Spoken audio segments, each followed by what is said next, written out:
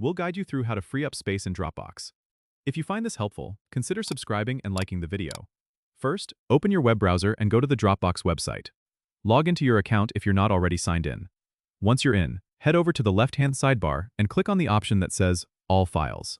This will show you a list of all the files stored in your Dropbox. Now, to free up space, you'll want to identify files and folders that are taking up a lot of space but aren't needed at the moment. You can sort your files by size, which helps you quickly find the largest ones. Click on the Size column header to sort your files from largest to smallest. Once you identify the files or folders you want to remove, select them by clicking on the checkbox next to each file or folder name.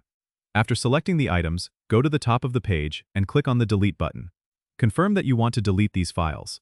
Keep in mind that deleted files will go to your Dropbox trash, which still takes up space. To completely free up space, you need to empty the trash. Click on Deleted Files in the sidebar. Here, you'll see everything you've deleted. Click on the Empty Trash button at the top right, then confirm your choice. This will permanently remove those files and free up space in your Dropbox account. If you have files you want to keep but need more space, consider downloading them to your computer and then deleting them from Dropbox.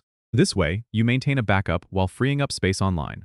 Remember, optimizing your Dropbox space not only helps in efficient file management, but also ensures you have room for new important files.